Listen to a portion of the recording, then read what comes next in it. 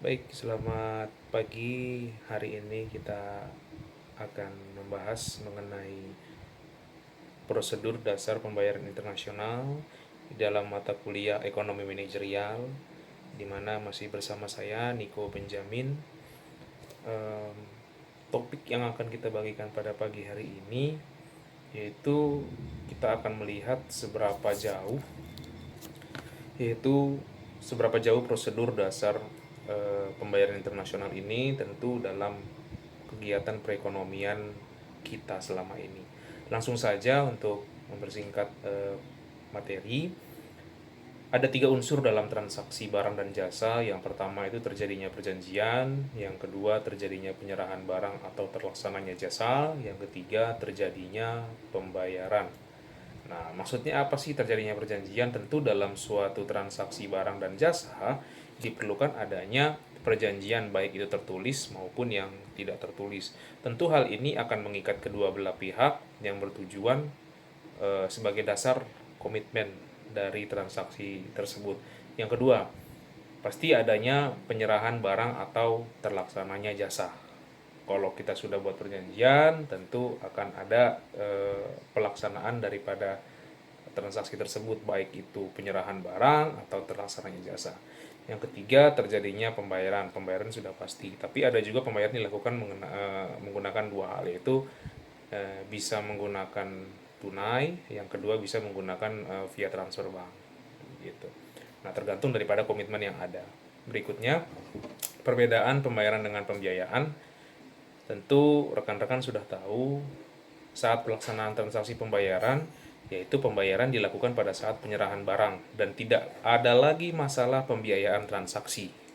Nah, sedangkan transaksi pembiayaan yaitu pembayaran sesudah penyerahan barang. Nah, gitu. Nah, cara-caranya ini dalam melakukan pembayaran internasional ada 5. Yang pertama itu kompensasi pribadi. Kompensasi pribadi itu maksudnya bagaimana? Kompensasi pribadi tentu ada yang kita tanggung dari prosedur-prosedur pembayaran internasional yang ada. Lalu yang kedua menggunakan surat wesel dagang yang biasa disebut pula commercial bill of change atau commercial draft ya. Nah, di sini istilahnya sih wesel ya gitu. Yang berikutnya pembayaran tunai atau cash payment. Lalu yang keempat menggunakan LC atau letter of credit. Yang kelima menggunakan rekening terbuka. Nah, mudah saja sih dari pembahasan hari ini mengenai prosedur dasar pembayaran internasional. Yang ingin saya tanyakan nanti dijawab ya, dibuatkan dalam bentuk tulis tangan, lalu di scan PDF, lalu difoto, dikirim ke email saya. Ini sebagai tugas dari rekan-rekan mahasiswa kuliah ekonomi internasional. Ada 4. Yang pertama, jelaskan pengertian dari surat wesel dagang. Yang kedua, sebutkan dan jelaskan jenis-jenis surat wesel dagang berdasarkan tiap-tiap golongannya. Yang ketiga, jelaskan pengertian dari letter of credit atau LC. Nah, yang keempat, sebutkan keuntungan dan kelemahan dari rekening terbuka. Silahkan dijawab. Saya ulang lagi ya. Yang pertama, jelaskan pengertian dari surat wesel dagang. Yang kedua, sebutkan dan jelaskan jenis-jenis surat wesel dagang berdasarkan tiap-tiap golongan. Yang ketiga, jelaskan pengertian dari letter of credit. Yang keempat, sebutkan keuntungan dan kelemahan dari rekening terbuka. Oke, jangan lupa di like dan subscribe.